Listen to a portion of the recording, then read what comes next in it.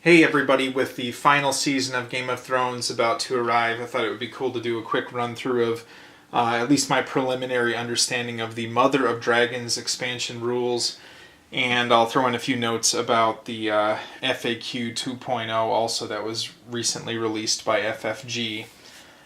So, without further ado, I'm just going to try to go through some high-level understanding as quickly as I can. So first of all, you'll see there's a new expansion board that was added with the expansion, and it represents Essos. Now, we have taken, the opportunity to take these pieces of the main board and cover them so that it's a little more seamless, and then we've separately printed off the sideboards. So we're going to give that a shot with our plays, and I think that's going to just be a nicer experience for everybody.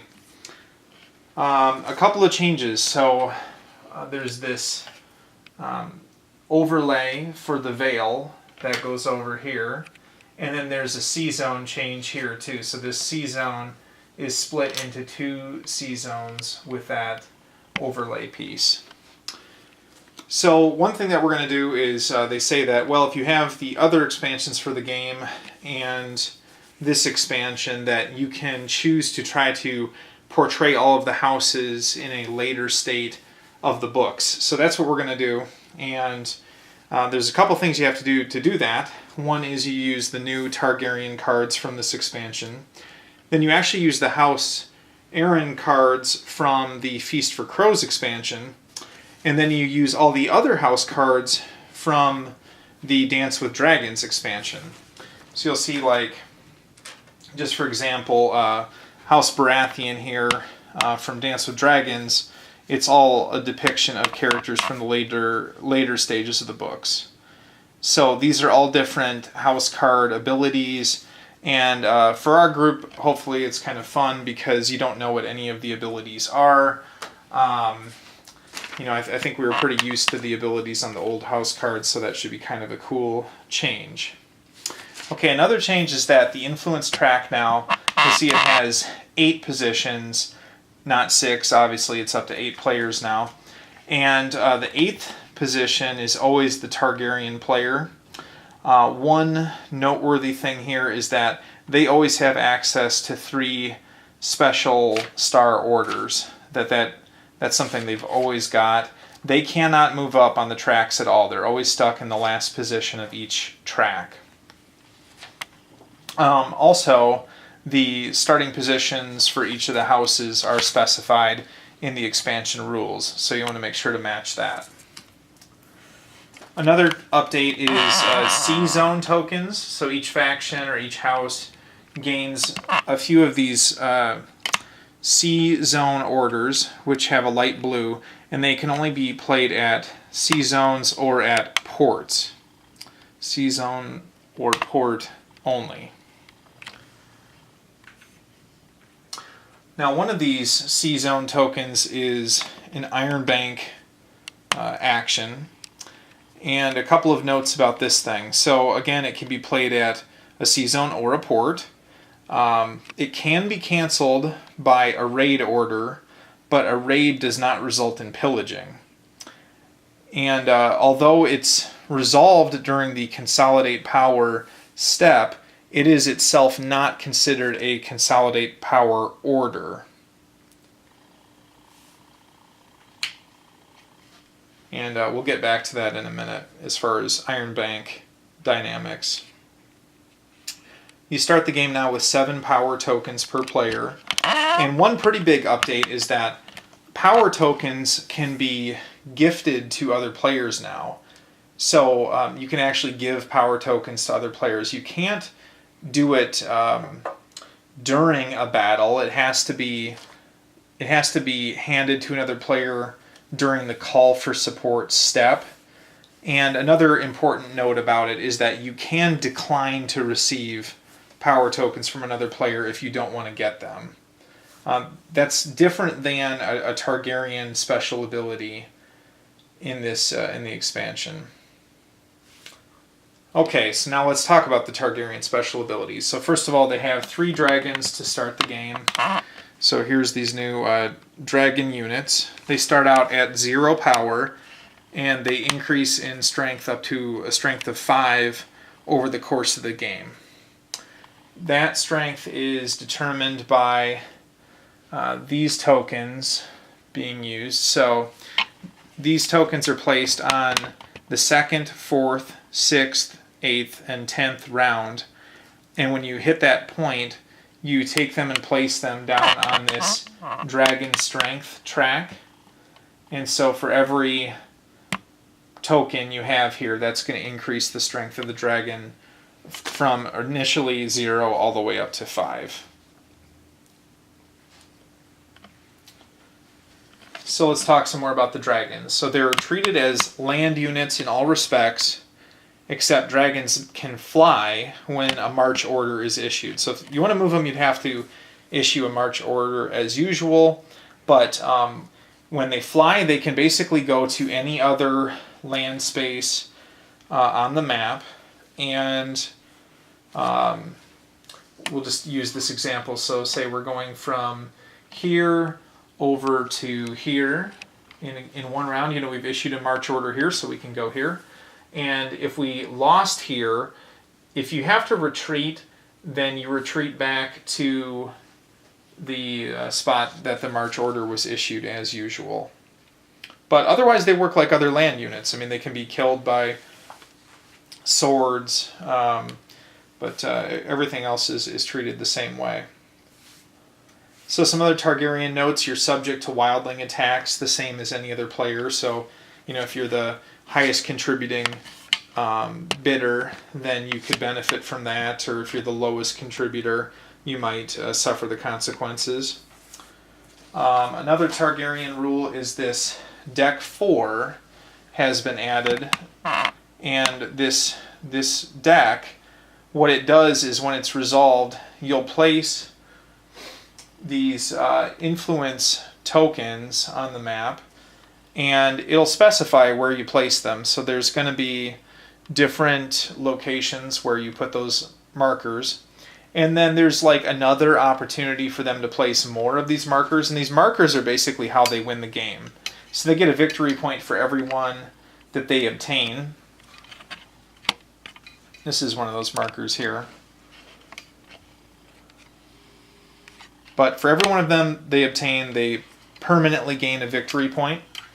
So it's kind of a one-way street.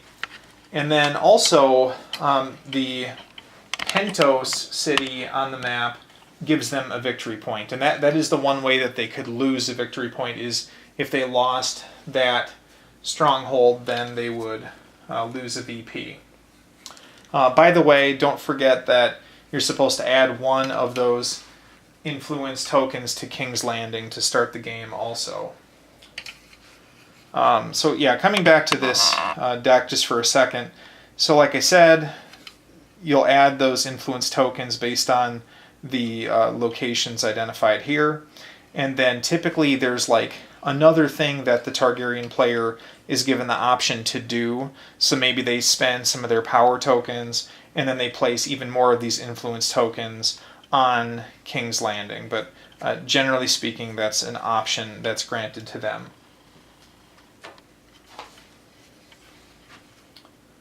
Another thing about House Targaryen is they kind of have a different mix of units. They actually don't have any siege engines at all, and they cannot obtain siege engines in any way, even via loans from the Iron Bank. So let's talk about loans from the Iron Bank. So Iron Bank loans are up on this track here, and there are 3 positions for a cost of 1, 4, or 7 power tokens. You can acquire one of those loan cards if they're present on the track. And initially you'll start out with one in the rightmost position, and then each turn they'll go left until they drop off the track. Again, these are acquired through the use of the C-Zone token, which you would have to resolve at either a C-Zone or a port. So basically, during the consolidate power phase, if you resolve this order, you would have your choice as to which one of these you'd want to purchase for that many power tokens. And that's just the initial purchasing cost. So you're going to pay that initial amount, and then every turn at the beginning of the Westeros phase, you have to pay another power token as like interest to the Iron Bank. So there's an ongoing cost for each loan that you've acquired of one power token. So there's that upfront cost, and then there's this ongoing interest payment, which could make it very costly over time. Now, if you cannot pay that interest, you have one of your units destroyed for each power token that you can't pay. And that's the determination of the fiefdom's track owner. So the owner of the sword is going to decide which of your units gets destroyed. Oh, by the way, if you're a Targaryen player, they can choose to destroy dragons of yours if you cannot pay that loan. So that's something you'd want to look out for. If the fiefdom's track owner is themselves the person who can't pay the loan, then it's the decision of the next player on that fiefdom's track. So it'd be the person in the second position decides what they lose. One other quick note with the Iron Bank costs. If you happen to own the city of Braavos, that's a reduction of 1 from the cost of the purchase of the loan. But that's just the initial purchase. There's no reduction for the ongoing interest payments. It just effectively makes this track 0, 3, and 6 instead of 1, 4, 7. There's also these improvement and degrade tokens in this expansion. And basically they're just these printed tokens that you would place like over a castle to upgrade it to a stronghold, or you could place this over one of those same spaces to reduce it down to nothing. There's that one, and here's a consolidate power crown also. So that's basically the expansion. There's also Vassal Rules for factions that do not have a player present. We're definitely going to try to play this with 8 players. I might do a separate video on the Vassal Rules, but basically they've added some rules to have the neutral factions revamped and added some more interesting rules for that. Okay, one other thing I wanted to touch on then was the FAQ, the 2.0, and just a couple of things I learned from it. So one thing is that they changed Lannister setup slightly. Now the Lannisters start with a ship in Lannisport. So that's improving their starting position. There's some changes to the win condition as far as the tiebreaker is concerned. So now if you have a tie at the end of the game, then the first tiebreaker is the number of land territories. I think it used to be like the number of strongholds versus castles, or, for every stronghold you had, that was the determining factor. But now it's just the actual number of spaces, the land territories that you own is the tiebreaker. Another thing I learned, and for a long time we would play with siege engines where they could be lost as a casualty in battles from, swords. And what Fantasy Flight has said is that you cannot lose siege engines as casualties in battles. So basically they're saying, well, the siege engine cannot retreat anyway, so no, we're not going to allow you to lose them as a casualty for swords, regardless of the order in which the phases are resolved. So that was a change for me. Also just clarifying a couple things. Battles do not occur when a space is taken over that just had an opposing player's power token. That's the way we've always played it, but it was good to clarify that.